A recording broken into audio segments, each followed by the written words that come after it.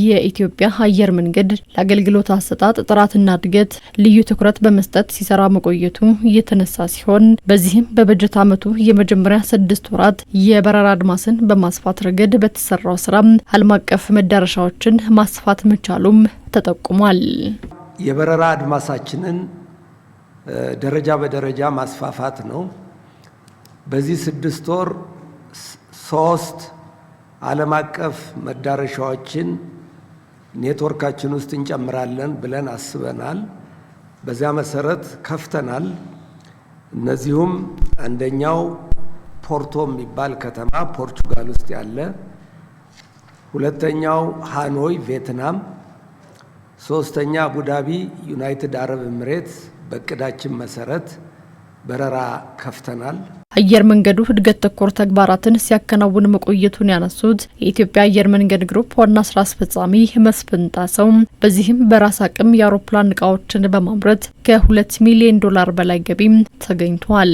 የአውሮፕላን እቃዎች በተወሰነ ደረጃ እያመረት ለቦይንግ አውሮፕላን እናቀርባለን።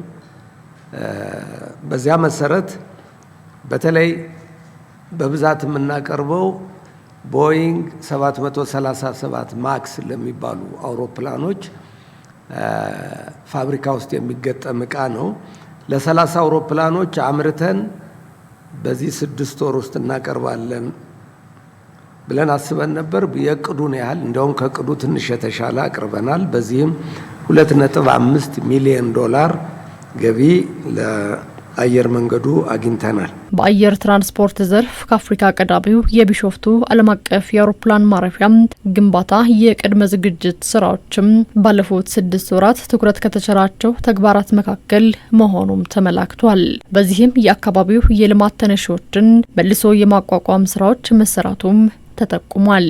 አዲሱ አውሮፕላን ማረፊያ የሚገነባበት ቦታ ላይ የነበሩ ቤት የነበራቸው አርሶ አደሮች በሙሉ ዘመናዊ ቤት በቢሾፍቱ ከተማ ሰርተን አስረክበናል። እንደዚህ ሁሉ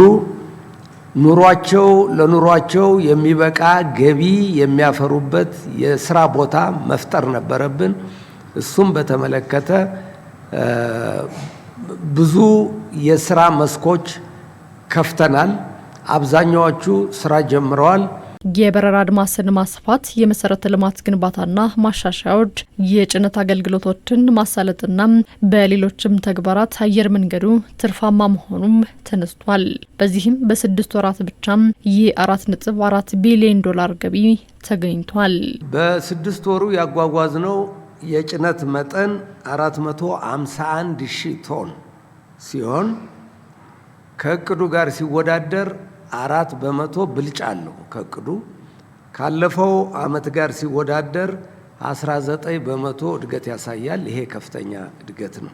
በ6 ወሩ ውስጥ $4.4 ቢሊዮን ገቢ አግኝተናል። $4.4 ቢሊዮን። ይህም ከእቅዱ 2 በመቶ